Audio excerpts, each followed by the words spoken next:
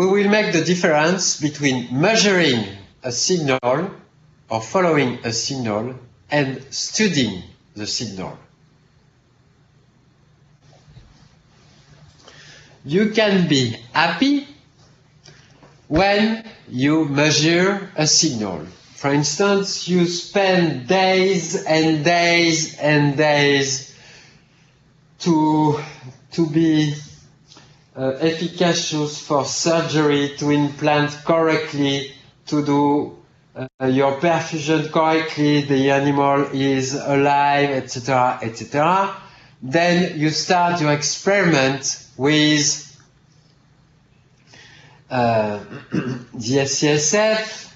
You collect samples and you inject samples, and after days and days of development to see dopamine in the dialysate, at last you see it. Good.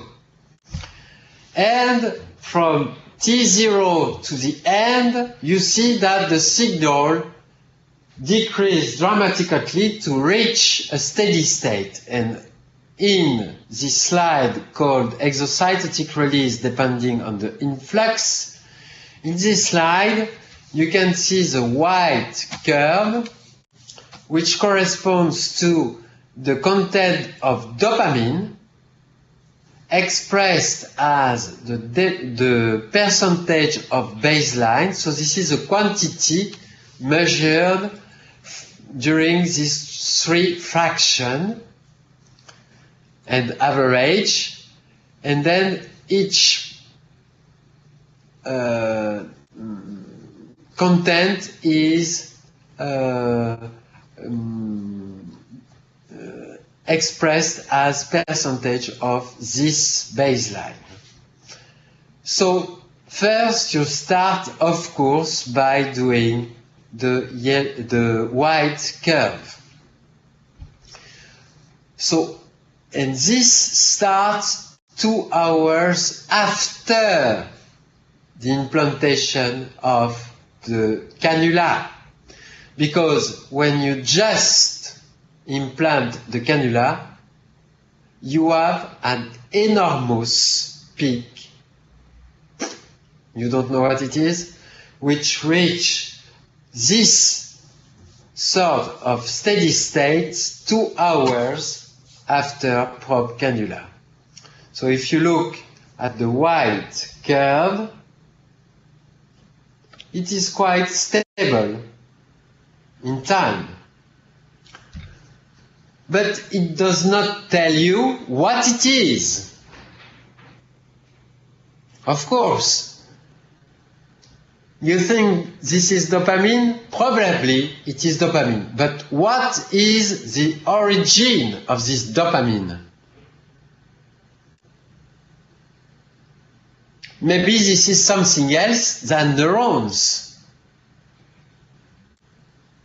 Maybe this is dopamine which is here because you destroyed a lot of terminals and then it reached a steady state, but it is still in the extracellular space.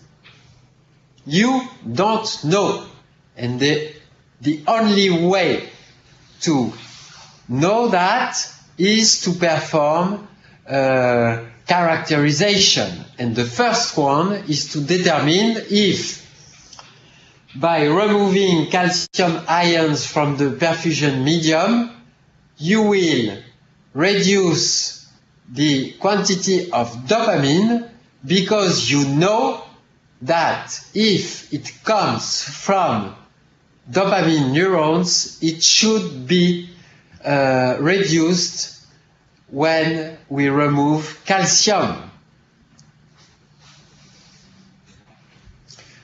And indeed, when you remove calcium, so you switch to another syringe containing concentration of calcium, no calcium, then the quantity of dopamine drop to 20% of baseline.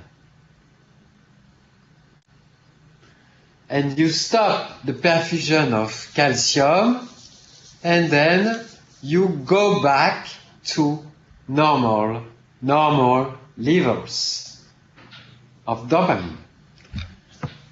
So it means that in that case, the signal likely comes from dopamine terminals, so that the steady state of extracellular levels of dopamine are probably related to dopamine terminals. So for you, this is logical. But logical, when you are doing experiment, you have to check. If you are doing experiment in vitro with radio-labeled dopamine, then the output of dopamine is often not calcium dependent. So you measure radio-labeled dopamine in the perfusion medium, but it does not come from dopamine terminals. It comes from abnormal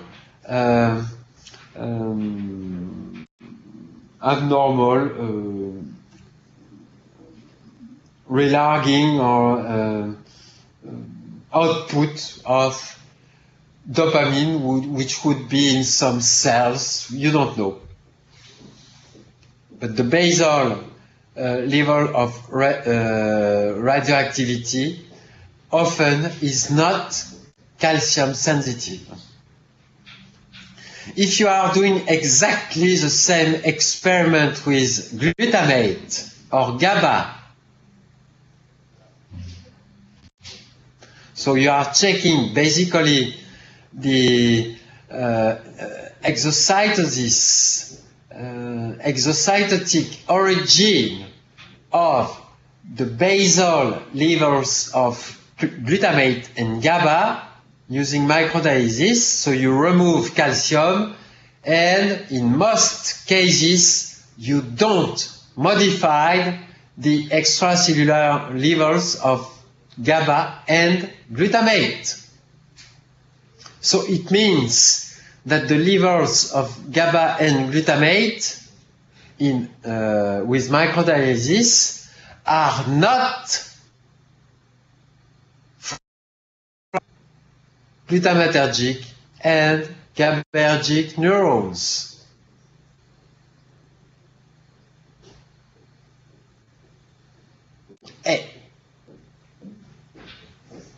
Which would not be the case of dopamine, noradrenaline also, and serotonin. All of them are calcium dependent. Now, if it comes from terminals, it should be sensitive to a higher concentration of positive ions. So, not all positive ions, but potassium positive ions. So you can do a sort of potassic shock. So you probably know this strategy either from in vitro to in vivo experiment. To stimulate terminals, the electrical activity of terminals, we can depolarize the terminals by using a potassic shock. But be careful.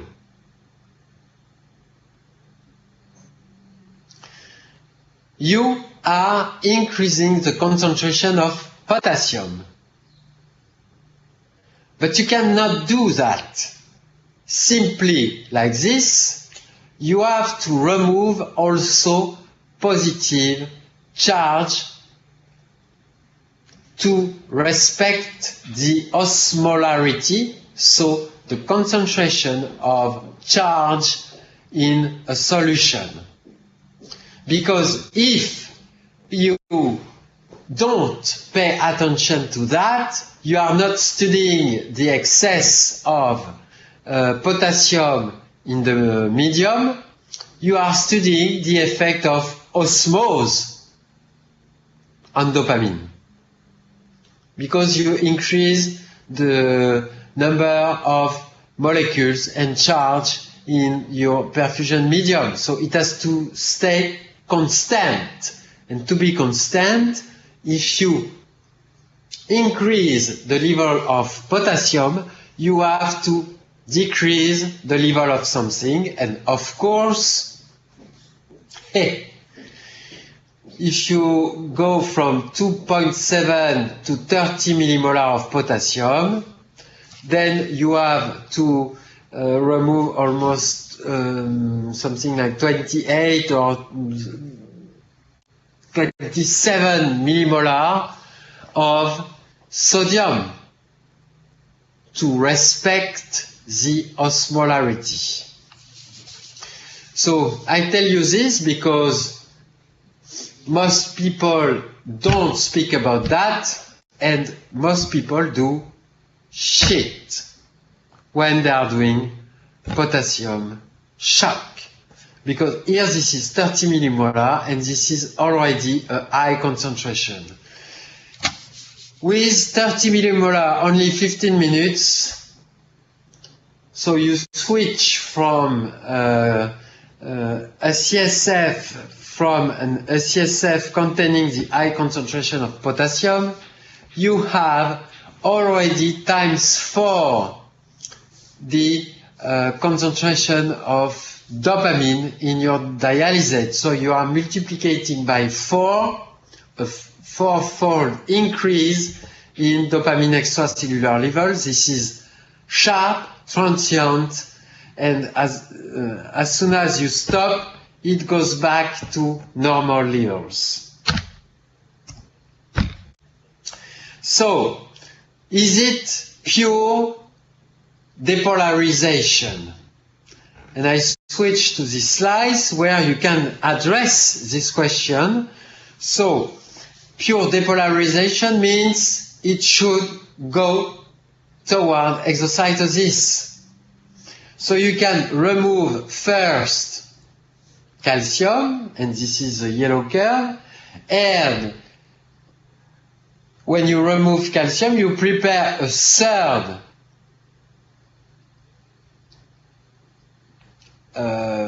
specific SCSF, so it has no calcium, but it has high potassium and lower sodium.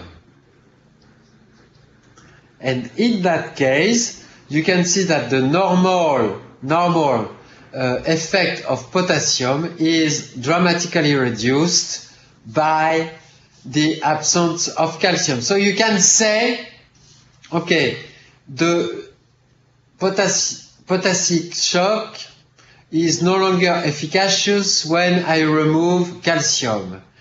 But you can say also the other way,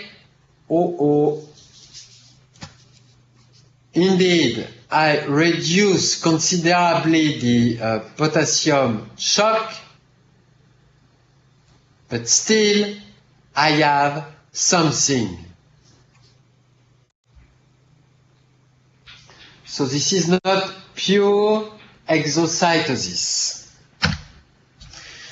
I will go back on this, and here I show you that in the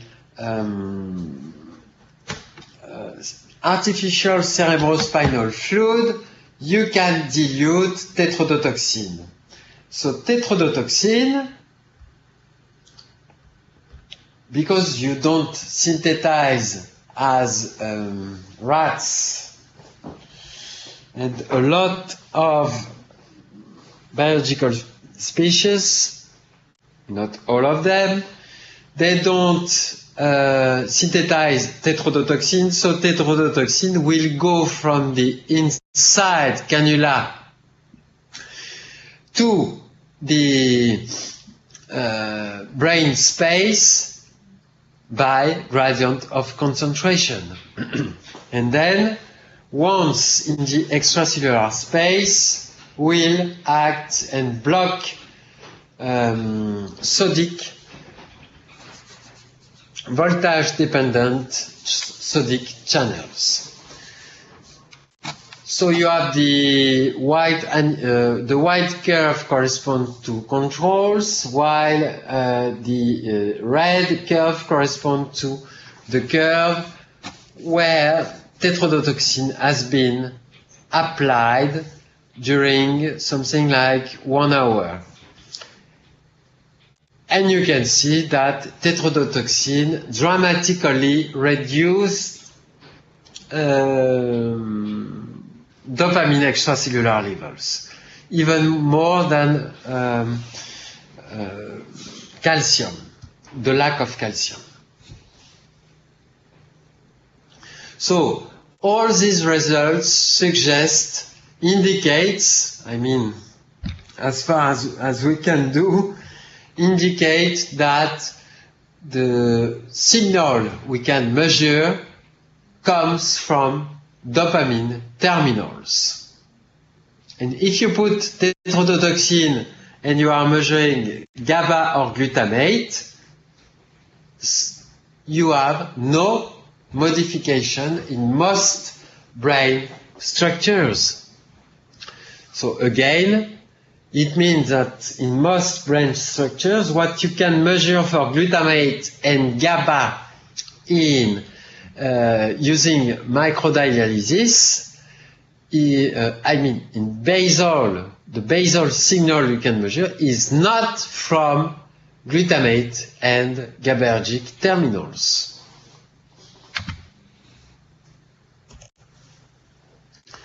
So, exocytotic release independent from influx, I will skip this because it can tell you that on this example, blockade of neural influx by tetrodotoxin, it can tell you that you can, using tetrodotoxin, study effects that are specific on that occur specifically on dopamine terminals in that case, because you have no basal dopamine release, and sometimes you have a receptor which is expressed at the level of the terminal.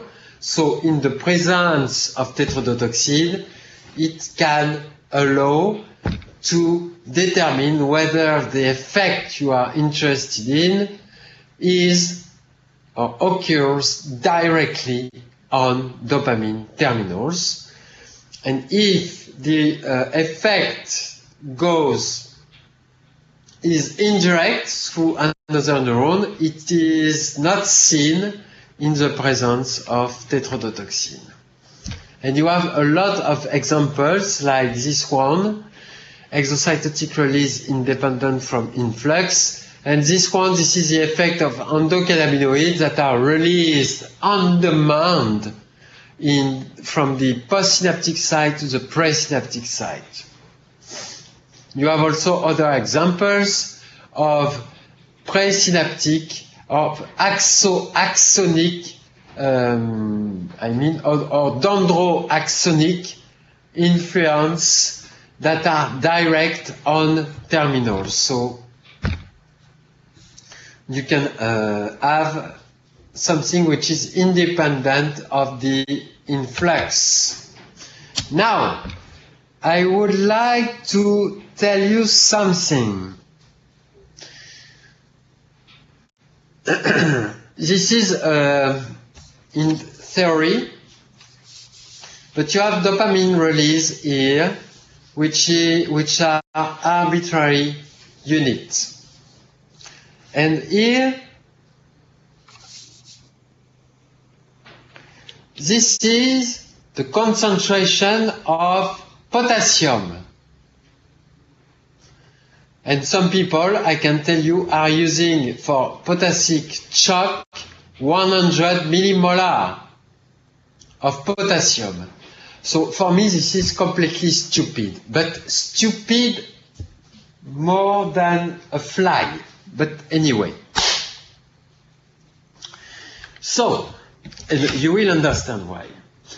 So, when you are doing this from 2.7 to 100 millimolar of potassium, so you are doing a group,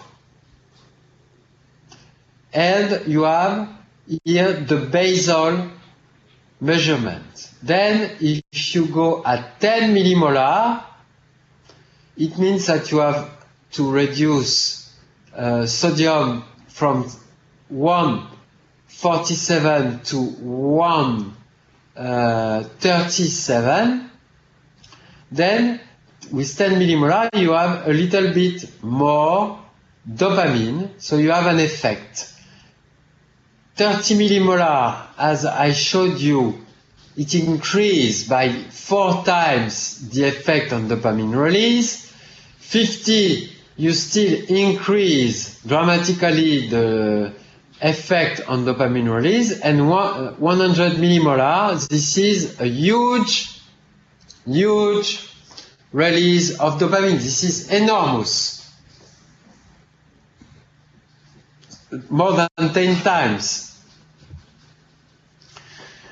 But people don't usually address the calcium dependency of this, as I did. And of course you have to do this by doing the corresponding change of sodium. And when you, so in theory, if you remove the calcium with the potassic shock, you should remove your effect in the absence of calcium.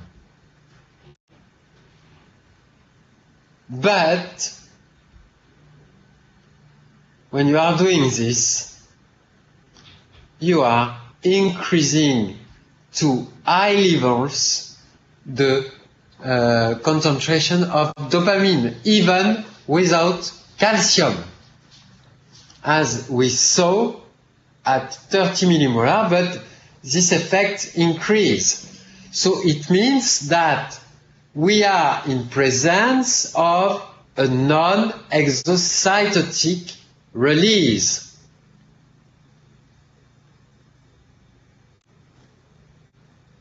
Not dependent on calcium, so dependent on what? So a non-exocytotic release means it does not depend on calcium, and it can be quite elevated. So is it related to the very high concentration of sodium? Of potassium, or is it related to the poor concentration of sodium left when we prepare SCSF with 100 millimolar of potassium? So I have a question for you.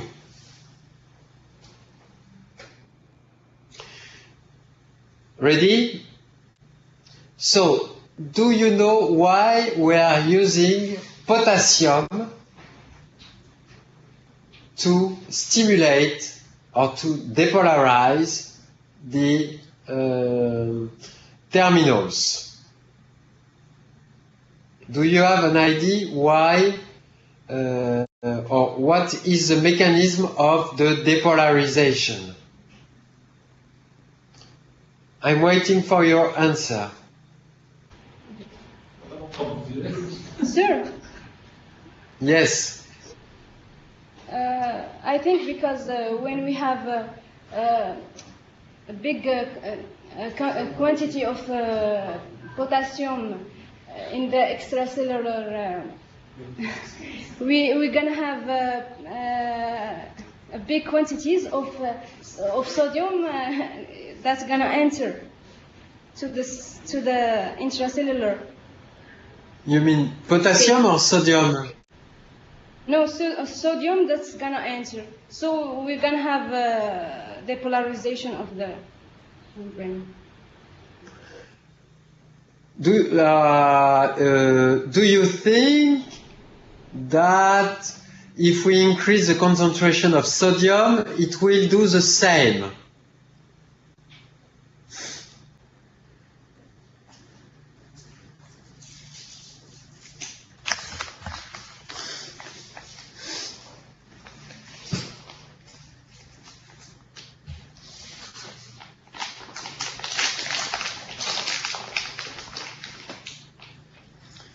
You did not give me the good answer. But Okay. Please repeat the question. We're discussing, sir. okay, so discuss and then answer.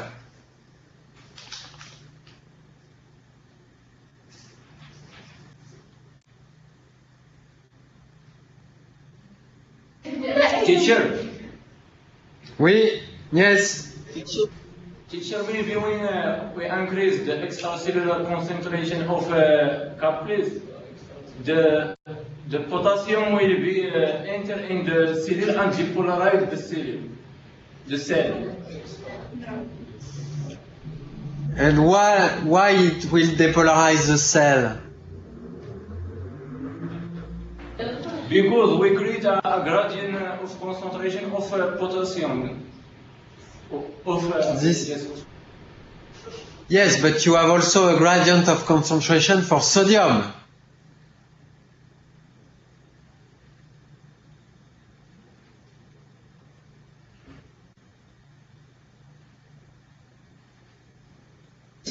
But we have a specific channel for each ion.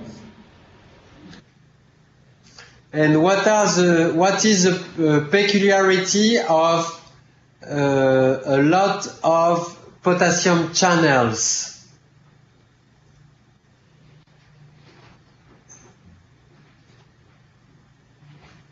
They are always open. Good, at last. So if you increase transiently the concentration of potassium, the potassium will get into the cytosol and create transiently the depolarization. Okay? That's the reason why we are using potassium. We cannot use sodium because sodium, the channels are blocked. But if you are dramatically modifying the concentration of potassium, then you are dramatically modifying the concentration of sodium. You would say, who cares? Who cares because sodium voltage dependent channels are closed? Yes. But this is a 7 point, in fact, of the course, but you have a protein which is called the dopamine transporter, the serotonin transporter, the norepinephrine transporter. Their job is to take the neurotransmitter from the extracellular space to the intracellular space, to clear the neurotransmitter. And the force to do that, this is sodium. This pump needs sodium to act. If you remove sodium, it won't act, and you will block the entry of the neurotransmitter. Case number 2. Or even tend from the output of the neurotransmitter from the intracellular space to the extracellular space. So the reuptake sites are the proteins that are the effector of the non-exocytotic release. It can work in both direction. And if it goes in the good direction, I mean the normal direction, this is only because you have a high concentration of sodium in the extracellular space. But if you remove this sodium because you increase the concentration of potassium, then you don't know what you are doing. And what you are doing, in fact, is not stimulating the terminals. This is to block the reuptake. That's it. Simple and stupid in terms of interpretation of the data. Because this mechanism in microdialysis is much more powerful compared to simply the depolarization of terminals, for which we can expect ×2 or ×3, but once you block the reuptake or even reverse the reuptake, this is enormous. And this kind of mechanism is the basis for the mechanism of action of some drugs like amphetamine. Amphetamine increase the concentration of the dopamine or noradrenaline in the cytosol, then act on the transporter and reverse the function of the transporter. Then I don't know the meaning of the gradient of sodium means nothing, is no longer pertinent, and then the neurotransmitter goes from inside to outside. So that's the reason why it is dangerous to increase the concentration of potassium at very high concentration. Because you are studying the blockade of dopamine uptake sites. So, the non-exocytotic release, this is a non-vesicular mechanism. This is calcium independent. This is impulse flow independent, and it concerns only some classical neurotransmitters. As I told you, it needs two things. First, the neurotransmitter can be present in the cytosol, which is not the case of peptides, and it needs also reuptake sites.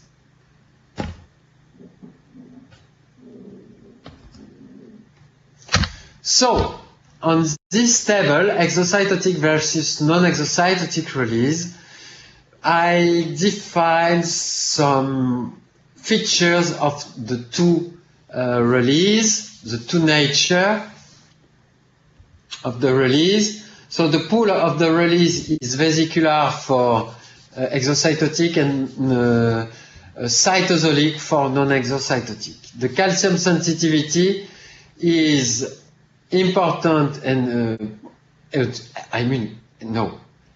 exclusive with exocytotic release and not important with non-exocytotic release.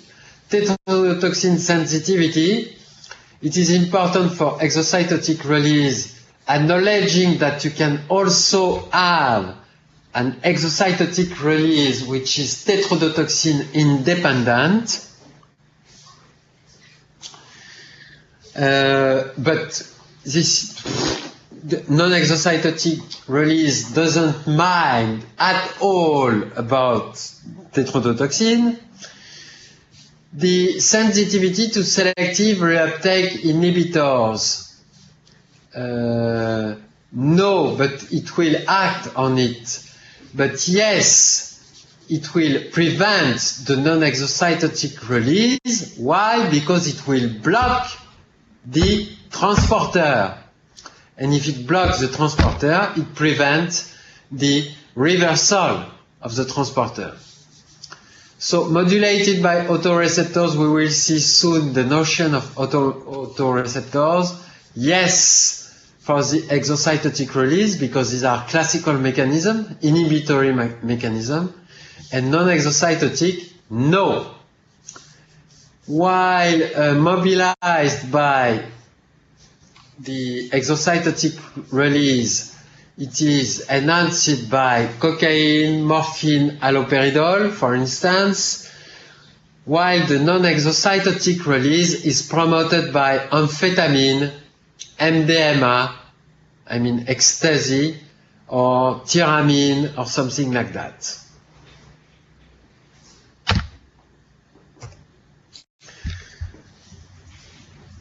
Target and the synaptic effect.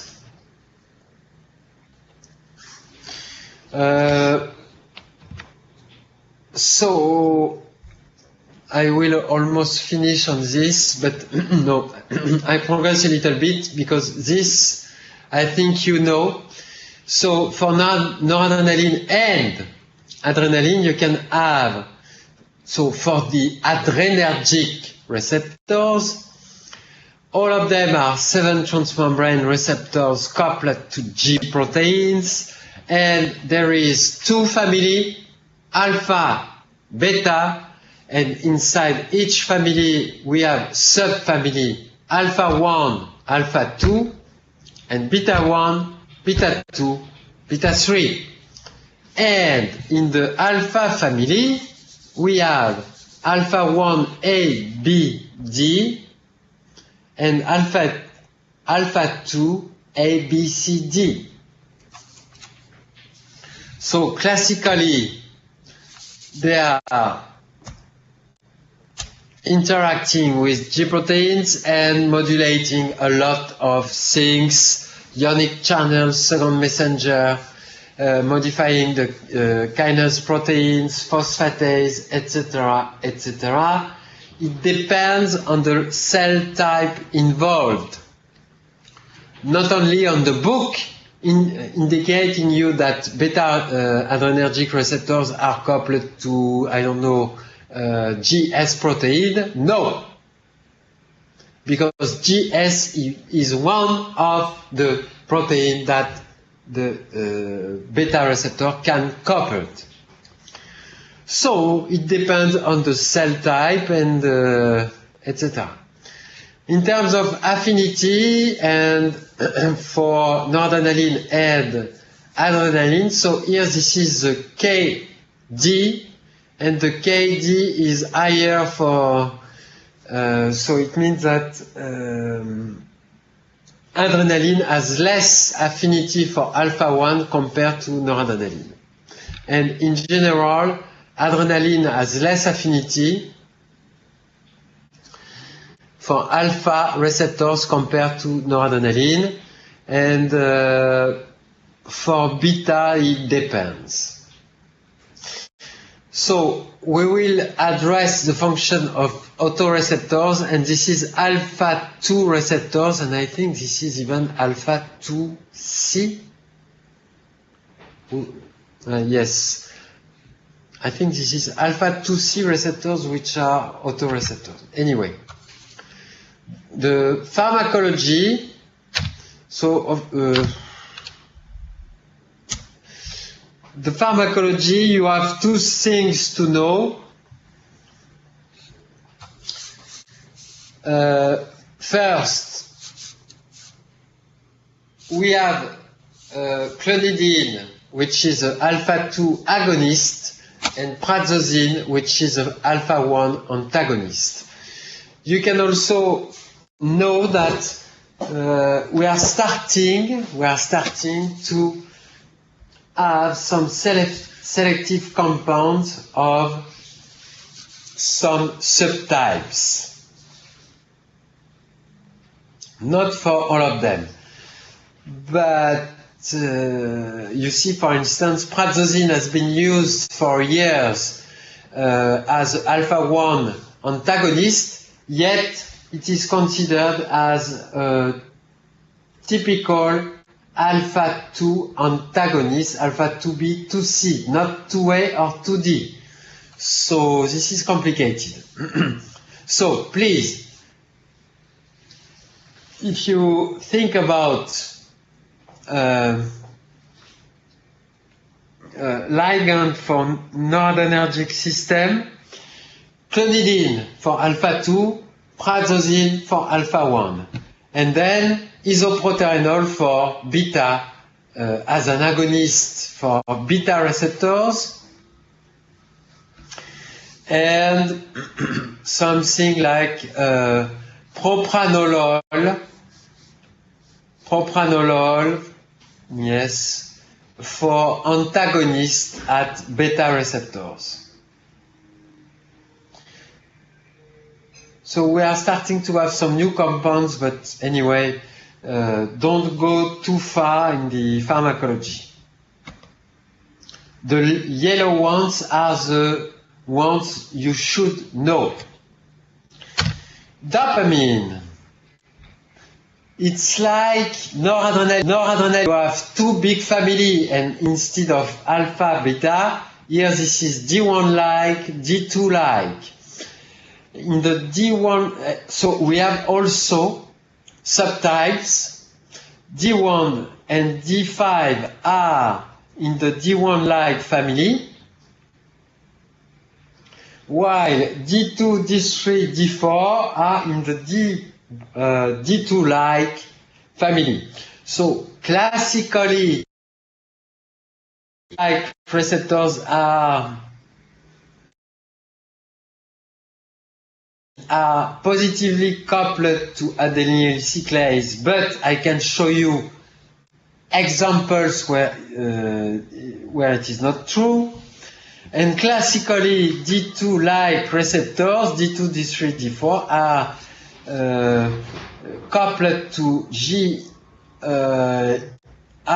or all, and thereby more inhibitory. But I can show you also examples where this is a little bit more complicated. So D1 excitatory, D2 inhibitory if you want, I don't mind. Still you have D1, D5 and D2, D3, D4, and in the D2 receptor family we have the D2 subtypes with a short form, D2 short and D2 long. And the receptor D2 can also be an autoreceptor. So it stimulates ionic channels and the other one, etc. But still 7 transmembrane receptor. Pharmacology. So the pharmacology is much better nowadays than this table, which is not really good, because you have yes, you have some things here, bromocriptine, SKF for agonist. So if you look at bromocriptine, it is more D2-like and D2 and D3 receptor agonist. Probably one of the best D2, D3 agonists is pramipexole, with sub-nanomolar affinity for dopamine D3 receptors, and it is also D2 receptors, but it is not in the list. And it is complicated. Quampirol is also good, but like several characterization, I don't know, there is a problem. I don't know. So you can take also some time to look at the situation for dopamine. Dopamine has a bad affinity for D1 and D2 compared to D3 or D5. I think more recent data can tell you that it depends on what you are putting in your medium, because it can be sensitive to the presence of salt, GTP, etc., etc. So maybe it can be better than 2 micromolar anyway. So what you should remember here is dopamine, bromocryptine for D2-like family, and SKF, but this is purely preclinical research for D1-like. And for antagonists, we will see them, because all of them are medication, except this one. And this one is in the dopamine receptors family. It is selective of D2 and D5 receptors with a sub-nanomolar affinity. So, but you have nothing much to remember here. And serotonin has different family, so 7 family with different sub-family, 1A, 1B, 1D, 1E, 2A, 2B, which is not in the slide, 2C, 4, 5, 6, 7, and 5-HT3. But in contrast to catecholamines, adrenergic or dopaminergic receptor, you have also in this family, like for acetylcholine, you have also a channel, and this is 5-HT3. And it works like the nicotinic channel in the brain. So, 5-HT1A and 1B are autoreceptors and also heteroreceptors. In terms of pharmacology, you have a lot of good compounds. A lot of good compounds that can be used, but here I ask you to remember 8-hydroxy-DPAT, which is largely used in the field of 5-HT1A receptors. DOI in the field of serotonin 2 receptors. You see DOI is everywhere. And after that, in the antagonist, you have some of them which are good, but anyway. For agonist, no, and serotonin 2C receptor, no, you can forget this one. Nowadays we have good ones, but still we don't know exactly how they work, so skip it. And keep the idea that there is a compound DOI which is used. I did not tell you that it is good. It is used in preclinical data. By the way, this is an hallucinogenic drug, like all serotonin 2A agonists. So, okay. So you understand, this is not easy. And so it mimics a little bit the mechanism of action of LSD.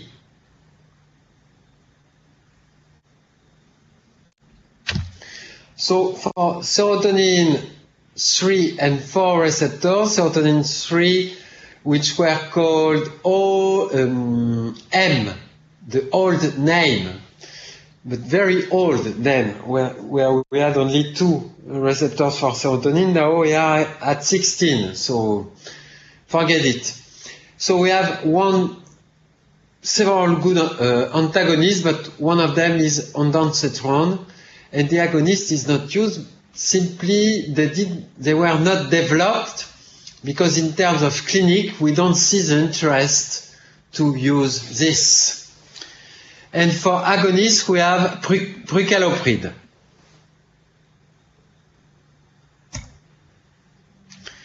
Now for serotonin 5, 6, and 7, you see 7, it can be also 8-hydroxy-DPAT, but this is at higher concentration. So for these receptors, we don't have specific pharmacology. So I will stop here, and I will go fast anyway on this because you all know in situ hybridization, immunohistochemistry, and I will go back on. Do I have some yes, but I already showed this quantitative autoradiography, so we can go fast on this. So the next course, I don't know where we can, when we can, maybe on the 19th. Do we have something? Do you have something on the 19th of March?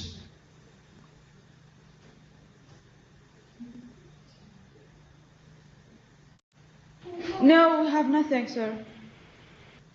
So I may ask for this day so that we can finish this and keep 1 or 2 lectures before your exam. I think it is 25 of April.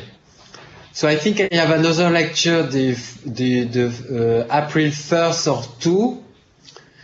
We have the presentation April 9 and 10, your presentation, and then I can put also another one, so to do antidepressant and antipsychotic, if we have time.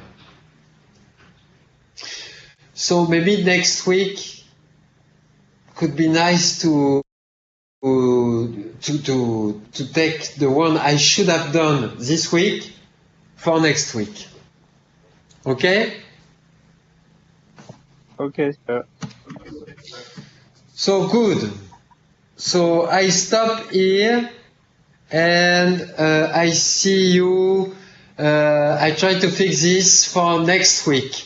Next Thursday, I think this is 19 because I'm leaving the 20. So, okay? Okay, sir. Perfect.